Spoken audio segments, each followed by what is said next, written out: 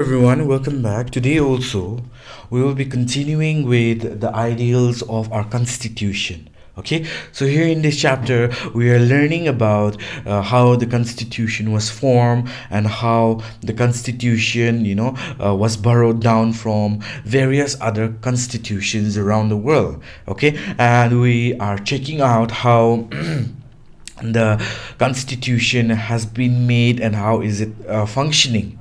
Okay, so today we'll be talking about certain topics related with the constitution as well. Okay, so we will look into it one by one. Today we will start with fundamental rights. Okay, we all know what fundamental rights is. Okay, so these are the basic rights, okay, which are enshrined, okay, which are written down, okay, in the part 3 of our constitution. Okay, remember this: fundamental rights are enshrined, okay, in part 3 of our Indian constitution. Okay, and it provides, okay, and it provides basic rights to all the citizens of the people. Okay, if their rights are violated, okay, or if they do not get the equal rights, what they can do is they can approach the court, okay, the court, or the court of law for remedy. Okay, so they can approach the court, okay, in order to get their rights back. Okay, so fundamental rights, okay, they are not always absolute, means they are not always there to protect the rights of the people. Okay, so in terms, okay, in case, okay, if there is any external aggression, means other countries trying to attack, as well as internal threat, some other countries came inside and then created some ruckus inside the country. Okay, so in that kind of cases, fundamental rights cannot do anything, because fundamental rights, okay, it is for the people living within the country. Okay, not from outside, okay, or maybe from other countries. No. Okay, fundamental rights will not be applicable in that kind of scenario, and the right to life and liberty during such time, okay, would be suspended.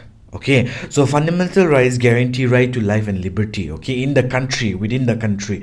But when external aggression as well as internal threat happens, okay, during that time, this right to life and liberty is suspended. Okay, so but what our constitution is doing is they are trying to balance, okay, they are trying to balance between individual liberty and social control. Okay, they are trying to bring liberty, okay, bring an individual's liberty as well as control the society at the same time. Okay, so that is fundamental rights.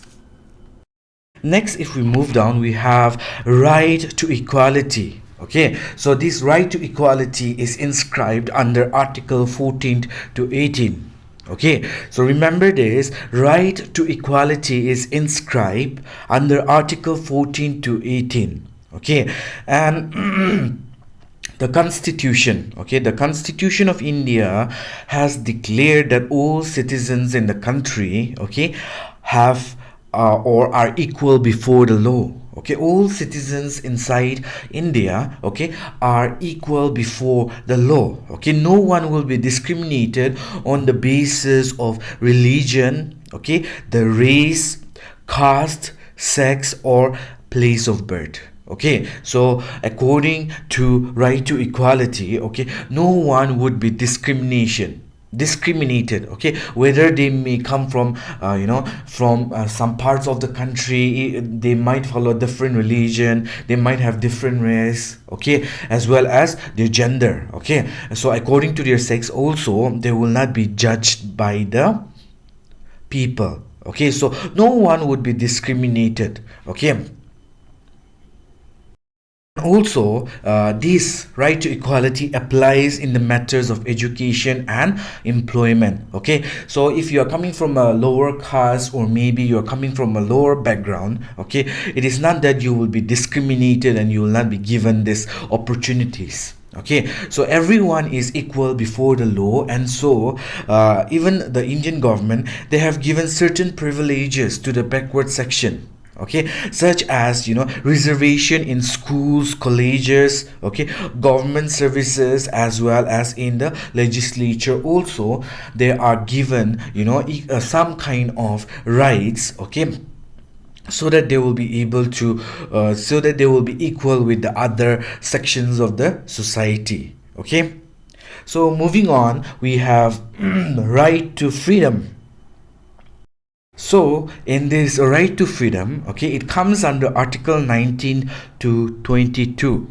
Okay, so the right to freedom comes under article 19 to 22. Okay, and this, okay, our constitution guarantees six different kind of freedom. Okay, six different kinds of freedom. Okay, and also they promote the ideals of liberty, okay, which is mentioned in the preamble. Okay, so number one is, okay, right to freedom of speech and expression. Anyone in this country, okay, they can they can point out their views. Okay, they can, they can give out their views. Everyone has the right to say, the right thing.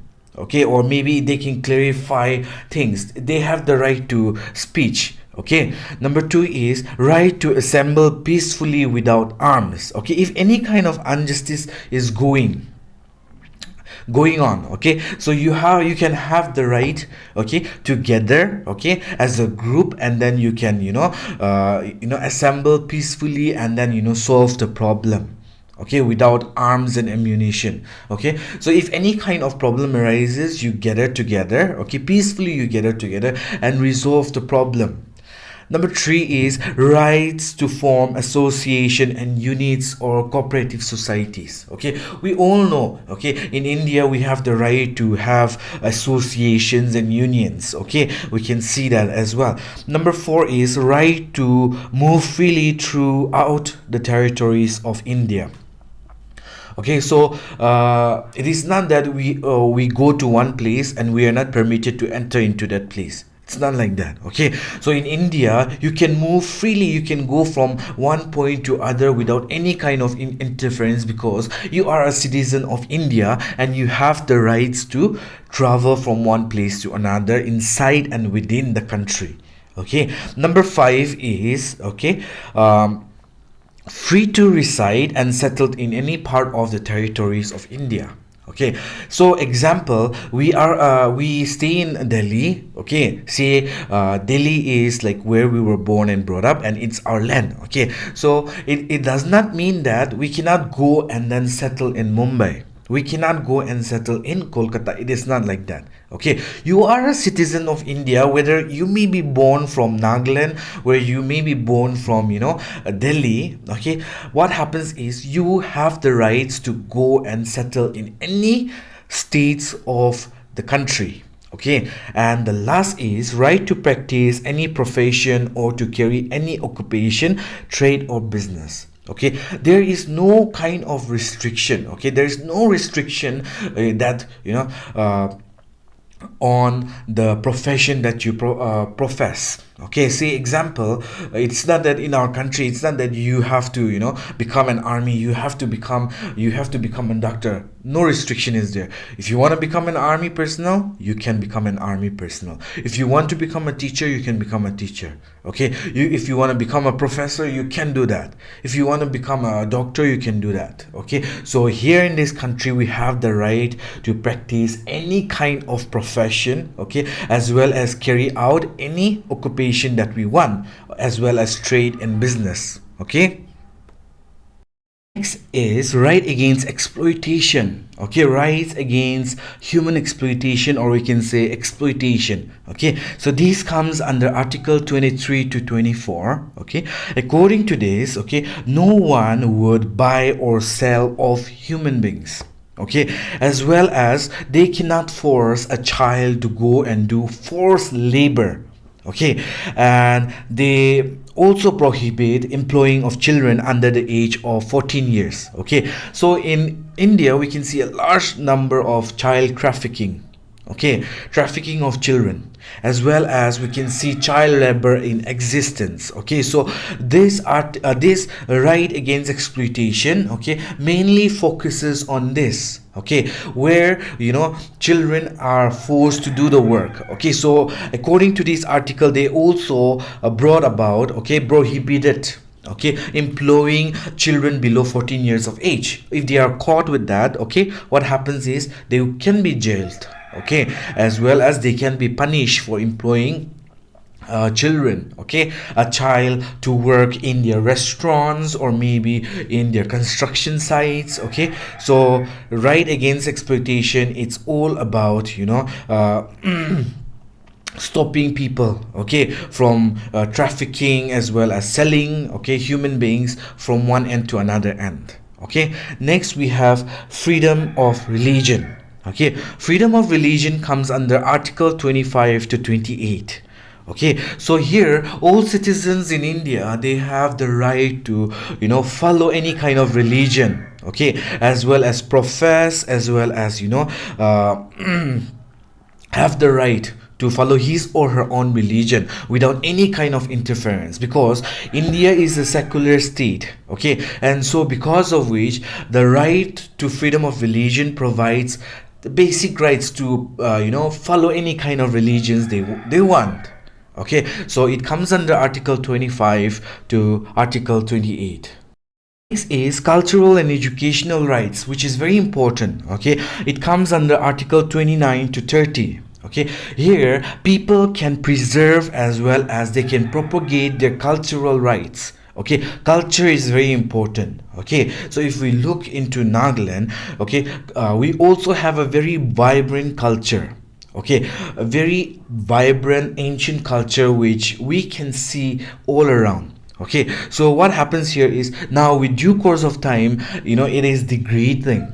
Okay, so what you can do is under this article, people have the right, okay, people have the right to preserve the culture, okay, as well as they can set up educational institutes, okay, in order to educate the people about the community as well as for the culture as well. Okay, so this initiative, according to this right, okay, people have the freedom, okay, to to talk about their culture, to spread their culture, okay, as well as educating the people about their culture. Okay, so everyone has the freedom to know about their culture as well as preserve their culture as well. Okay, next is a right to constitutional remedies. Okay, so these comes under article 32. Okay, so our constitution also safeguards our fundamental rights. Okay, so what happens is sometimes the government can also violate the fundamental rights. Okay, they can go against the fundamental rights or they can violate the fundamental rights. At that instance, okay, we the people, okay, have the rights, okay, have the right to go and then file a lawsuit against the government in the Supreme Court or the High Court. Okay, so if the government does not follow or abide by the fundamental rights, okay, people can take the government to the court, to the High Court or the Supreme Court, and say that they are violating their duties or violating the fundamental rights. Okay, so even that, okay, we have our constitution guarantees, or our constitution safeguards the fundamental rights of the citizen even if the government violates it. Okay, so that is how unique our constitution is. Next, we have the directive principles of state policy. Okay, it comes under part 4 of the Indian Constitution. Okay, and this is mainly to promote social order in the society. Okay, directive principle is basically to provide social order in the society. Okay, so next we have the fundamental duties of an Indian citizen. Okay, so the fundamental duties of an Indian citizen. Okay, so rights cannot exist in isolation. Okay, rather it has to exist and interrelate with people. Okay, people has or have to will have to, okay, understand the value of rights. And so because of that, okay, for this purpose, the 42nd Amendment Act of 1976, okay, added some responsibilities to the citizens, to our constitution. Okay, and it is called as the fundamental duties of the Indian citizens. Okay, number one is we should show respect to our national symbol like the national anthem and the national flag. It is very simple and clear. Okay, we should respect the national symbol, okay, like the national anthem and the national flag. Okay, there were certain ideals like democracy, non-violence, and secularism that inspired our freedom fighters during their national movement. We must respect these ideals and follow them in our daily lives. Okay, so our forefathers, or maybe we can say that our freedom fighters, they focus on democracy, non-violence, and secularism. So like that, okay, we should also respect that. Okay, and we should also follow these things in our day-to-day life as well.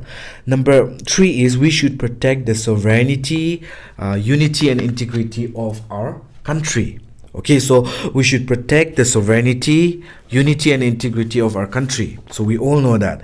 Whenever required, we should prepare to show our patriotism by defending our country. So in case the country is in trouble, okay, then we should try to, defend our country and protect our country if needed. Okay, we should promote harmony and brotherhood among people by giving differences based on religion, language, and region. Very simple.